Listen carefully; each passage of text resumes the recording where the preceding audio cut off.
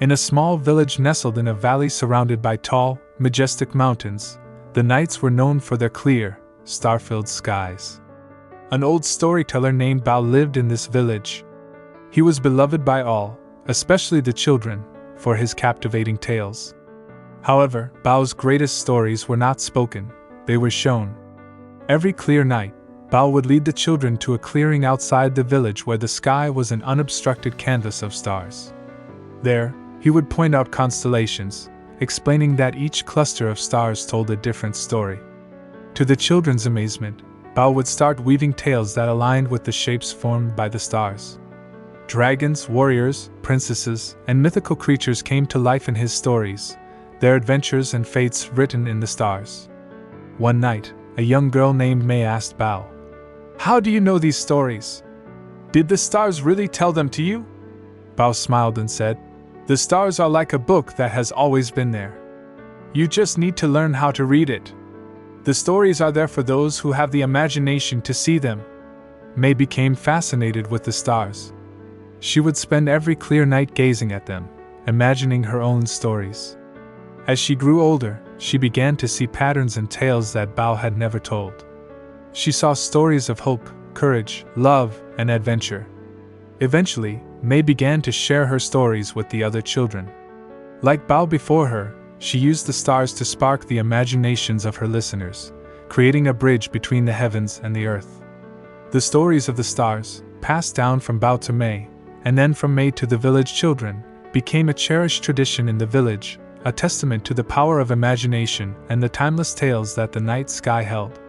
This story highlights the beauty of imagination and storytelling. It reminds us that stories are all around us, in nature, in the stars, in everything we see. We only need to look closely and let our imaginations soar to discover them. In a vibrant city known for its rich culture and artistic heritage, there lived a painter named Li Wei. Unlike other artists who painted landscapes or portraits, Li Wei painted dreams. He had a unique gift: he could paint the dreams of those who visited him, capturing their hopes, fears, and deepest desires on canvas. People from all over the city, and even from distant lands, came to Li Wei with a dream they had experienced, hoping to see it transformed into a painting. Li Wei listened intently to each person's dream, then, with his brushes and colors, he brought those visions to life. One day, a young girl named Xiaoyu visited Li Wei. She was troubled by a recurring dream in which she was searching for something precious but could never find it. Li Wei listened carefully and then set to work. When Xiaoyu returned to see her dream painted, she was astounded. The painting was not only a vivid representation of her dream but also contained elements she hadn't mentioned: a path leading to a mountain, a key in the sky, and a light shining from a cave. Li Wei explained, "In your dream, you are searching for something. The path represents your journey, the key your potential, and the light in the cave the realization of your dreams. Sometimes, what we seek is not something tangible, but an understanding of our own strength and potential." Xiaoyu was deeply moved. She understood that her dream was not about finding something outside of herself, but about discovering her inner strength and potential. As time passed, Li Wei's fame grew, but he remained humble, always focusing on helping others understand their dreams and themselves better. His paintings became not just artworks but guiding lights for those seeking insight into their own lives. This story teaches us that sometimes, the answers we seek are already within us. Our dreams and aspirations are often reflections of our own potentials and strengths.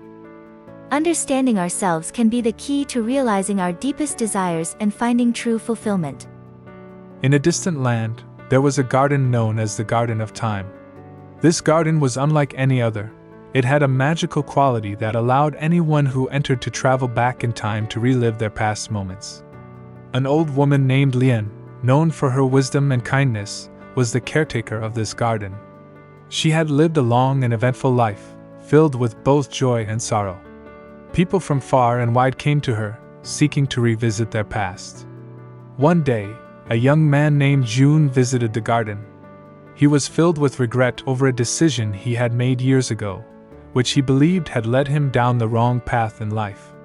He hoped that by revisiting his past, he could find peace and closure. Lien led June into the garden. As he walked among the vibrant flowers and ancient trees, he found himself transported back to the crucial moment he regretted. He relived the experience, seeing everything as it had happened, but this time, he noticed things he hadn't seen before: the reasons behind his decision, the circumstances that influenced him, and the fact that there were things beyond his control. When June returned to the present, he felt a sense of relief. He realized that his past decision was not a mistake, but a part of his journey that shaped him into who he was. He understood that every experience, good or bad, was an opportunity to learn and grow. Lien smiled and said, "The past is like the roots of these trees. You cannot see them, but they nourish the tree and help it grow. Embrace your past, for it has made you who you are today." June left the Garden of Time with a lighter heart. He learned to accept his past, not with regret, but as a valuable part of his life story. The story teaches us the importance of accepting our past. Our experiences, both good and bad, shape us and provide valuable lessons. Instead of living with regret, we can learn from the past and use those lessons to grow and move forward in life. In a small village bordered by a dense forest and rugged mountains, there was a belief that the winds carried messages. The villagers said that if you listened closely, the winds would whisper secrets of the world, tell stories of the past, and sometimes even predict the future. A young boy named Tao was fascinated by this legend. He would often climb to the highest hill, sit under an old twisted tree, and listen to the winds. He hoped to hear the stories and secrets they carried. One particularly stormy night, Tao snuck out of his home and went to his favorite spot on the hill. The winds were howling, and as Tao sat under the tree, he closed his eyes and listened intently. To his astonishment, he began to hear faint voices in the wind. These were not words as people spoke them, but more like feelings and images that flowed into his mind. He saw visions of distant lands, heard echoes of ancient songs, and felt the emotions of people he had never met.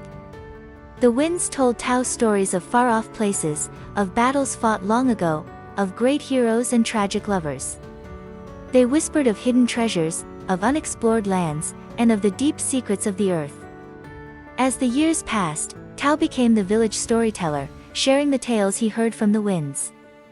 His stories brought the village together, sparking imaginations and inspiring many.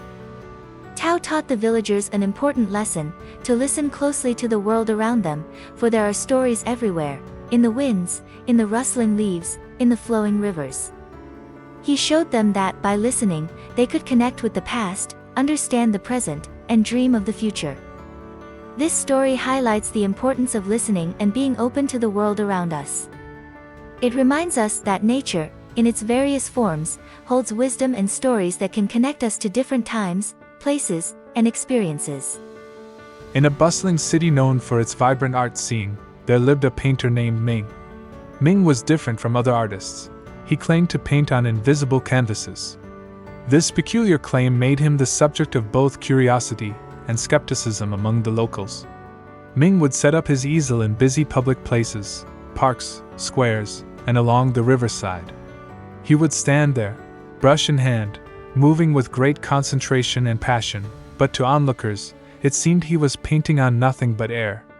A young art student named Lin became intrigued by Ming and decided to observe him closely. She watched Ming for several days, trying to understand his technique and the meaning behind his invisible art. One day, Lin approached Ming and asked, "Why do you paint on invisible canvases? What is the purpose of your art if no one can see it?"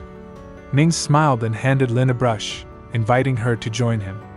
Hesitantly, Lin took the brush and mimicked Ming's motions, painting on her own invisible canvas. As she painted, Ming spoke, "Art is not always about what others can see. It's about what it makes you feel, the journey it takes you on. When you paint on an invisible canvas, you are free from the constraints of the material world. You create with your heart and soul, not just with your eyes." Lin continued to paint and found herself lost in her imagination, her emotions guiding her hand. She realized that this exercise was not about creating a visible masterpiece but about connecting deeply with her inner self. Through his invisible painting, Ming taught Lin and others the importance of introspection and self-expression in art. He showed them that the true value of art lies in the experience of creating it and the emotions it evokes, not just in the final product. The story underscores the idea that art is a deeply personal and subjective experience. It's a reminder that true creativity often lies beyond the visible and tangible, rooted in our emotions and imagination.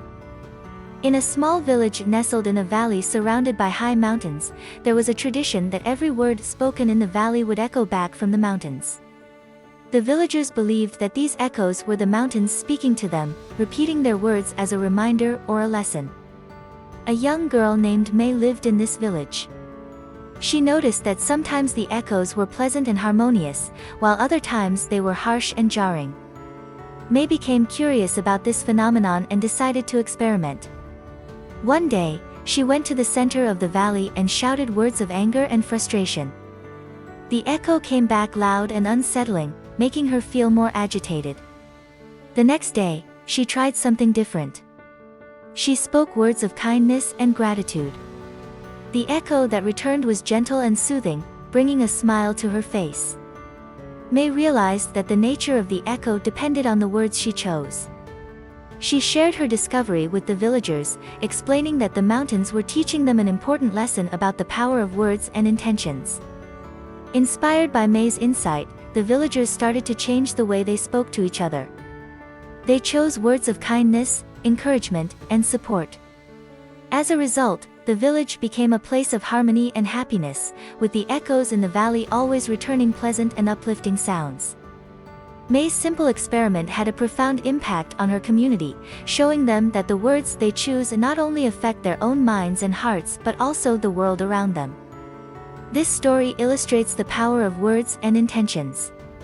It teaches us that the way we speak and the intentions behind our words have a significant impact on ourselves and others, creating a ripple effect that can bring either harmony or discord. In a mystical land, there was a forest known for a very special tree, called the Tree of Colors. This tree was unique because it changed its colors not just with the seasons but also with the emotions of those who visited it. A curious young boy named An had heard stories about this magical tree and decided to see it for himself. When he arrived at the forest, he found the tree standing tall and radiant, its leaves shimmering in hues of blue, green, and gold. An approached the tree and touched its bark, feeling a warm, tingling sensation. Suddenly, the leaves of the tree started to change colors, turning into a bright shade of red, and realized that the tree was reflecting his excitement and wonder. Days passed, and An continued to visit the tree. He noticed that the tree changed its colors according to his feelings, turning yellow when he was happy, blue when he was sad, and a mix of many colors when he felt a whirlwind of emotions. The Tree of Colors became An's confidant. He shared his deepest fears, greatest joys, and wildest dreams with it. With each visit, he felt a sense of peace and understanding, as if the tree was communicating with him in a silent, empathetic language. As time went by and brought other people to the tree, his friends, family, and even strangers. Each person experienced the tree's magic, seeing the colors change according to their feelings. The tree helped them understand and accept their emotions, acting as a mirror to their inner selves. The Tree of Colors became a symbol of emotional wisdom and understanding in the land. It taught the people that emotions, like the colors of the tree, are ever-changing and varied, and that acknowledging and accepting them is a part of understanding oneself and others. The story highlights the beauty and complexity of emotions. It teaches us that just like the colors of the tree, our emotions are valid and important parts of who we are, and acknowledging them can lead to greater self-awareness and empathy for others. In a small coastal village, there was a legend about a mysterious lantern that had the power to reveal lost memories. The lantern was kept by an old, wise woman named Hua, who lived at the edge of the village. Hua was known for her kindness and wisdom, and many villagers sought her advice. However, she rarely used the lantern, as she believed that some memories were lost for a reason. One day, a young fisherman named Jian came to Hua, troubled by a sense of loss and emptiness. He had fragments of memories from his childhood but could not piece them together. He pleaded with Hua to use the lantern to help him recover his lost memories. Hua was hesitant, but seeing the earnestness in Jian's eyes, she agreed. That night, under the starry sky, Hua lit the lantern. As its soft glow illuminated the dark, Jian's lost memories started to flood back. He remembered his childhood, filled with joy and laughter, but also a tragic incident where he lost his best friend to the sea. The pain of this loss had been so great that Jian's mind had suppressed these memories. With the return of his memories, Jian felt a mixture of sadness and relief. He finally understood the source of his emptiness. Hua comforted him, saying, "Sometimes, our minds hide painful memories to protect us, but confronting them can bring healing and closure." In the following days, Jian processed his recovered memories, coming to terms with his past. He found peace, knowing that his friend would always be a part of his cherished childhood memories. The story of Jian and the Lantern of Lost Memories spread throughout the village. The lantern became a symbol of healing and understanding, reminding the villagers that while some memories are painful, facing them can lead to growth and inner peace. This story emphasizes the importance of confronting and accepting our past, no matter how painful it may be. It teaches us that understanding our memories, even the lost or suppressed ones, is crucial for healing and moving forward in life. In a small village nestled between the mountains and the sea, there lived an elderly weaver named Lena. She was known not just for her exquisite textiles but for a unique talent. Lena could weave dreams into her fabrics. People from far and wide would come to Lena with a dream in their heart. Some sought love, others success, and some peace. They believed that wearing a garment made by Lena could make their dreams come true. One day, a young girl named May visited Lena. Unlike others, May didn't have a specific dream. She was lost in life, unsure of her path. Lena saw the confusion in May's eyes and decided to weave a special fabric for her. As Lena worked on the loom, May watched, fascinated. The fabric took on vibrant colors and intricate patterns, unlike anything May had ever seen. When it was finished, Lena fashioned a shawl and handed it to May. "Wrap yourself in this when you feel lost," Lena said, "and it will guide you." May thanked Lena and left, clutching the shawl. In the following days, whenever she felt uncertain, May would wrap the shawl around her shoulders.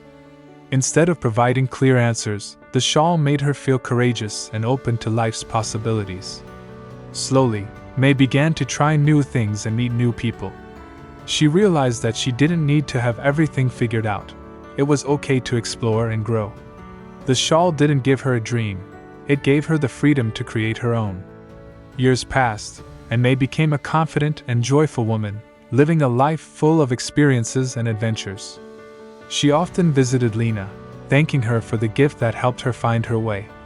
Lena's shawl became a symbol in the village, representing the journey to find one's purpose. Lena continued to weave her dream fabrics, helping many more like May to find their path.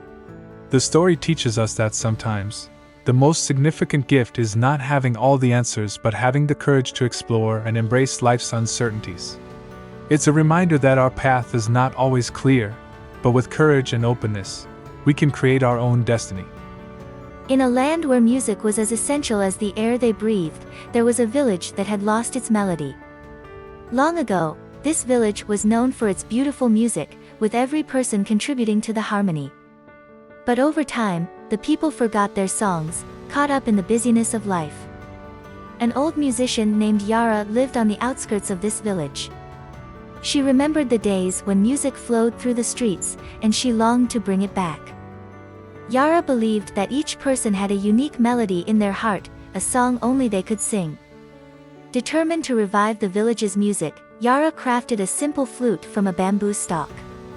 She walked through the village, playing her flute. The melody was soft but captivating, and slowly, people began to gather around her. Yara handed the flute to a young boy and encouraged him to play. At first, the boy was hesitant, but as he played, a beautiful, unique tune emerged. It was the melody of his heart. Inspired, others in the crowd began to find their own melodies. Some sang, some clapped, and some danced. Day by day, the music in the village grew stronger. people discovered songs they never knew they had within them. The butcher found he had a deep, resonant voice, the baker could whistle tunes that made people smile, even the quiet librarian found joy in tapping rhythms with her feet. The village transformed. Where there was silence, now there was music. Where there was isolation, now there was a community brought together by their melodies. The music brought joy, connection, and a renewed spirit to the village.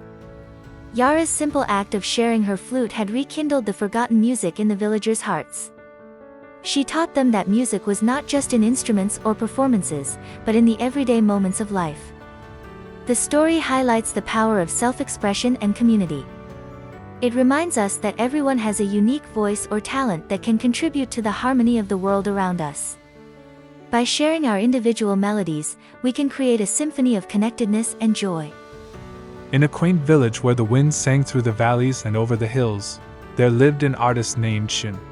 Shin was known for his extraordinary talent, but he longed to create something no one had ever seen before.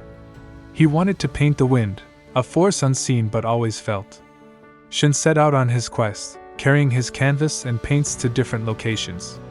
He painted on windy hilltops, in calm meadows, and beside rushing streams, but none of his paintings captured the essence of the wind. Disheartened, Shin sat in the village square, pondering his challenge. An elderly woman approached him, having observed his quest. She said, "The wind cannot be seen, but it can be felt. To paint the wind, you must let it guide your hand." Inspired by her words, Shin returned to the hilltop. He closed his eyes and held his brush out, letting the wind move his hand across the canvas. He let go of his intention and surrendered to the flow of the breeze. When Shin opened his eyes, he was astonished. The canvas was a whirlwind of colors and strokes, capturing the vitality and movement of the wind. The painting was alive, changing hues and patterns as the wind continued to blow. Word of Shin's remarkable painting spread far and wide, drawing people to the village to see the masterpiece that colored the wind. The painting inspired poets, musicians, and other artists, who found in it the freedom and creativity of nature's unseen forces. Shin realized that his greatest creation came not from trying to control the outcome but from being in harmony with the natural world. He continued to paint, always guided by the elements and the unseen forces around him, creating art that was felt as much as it was seen.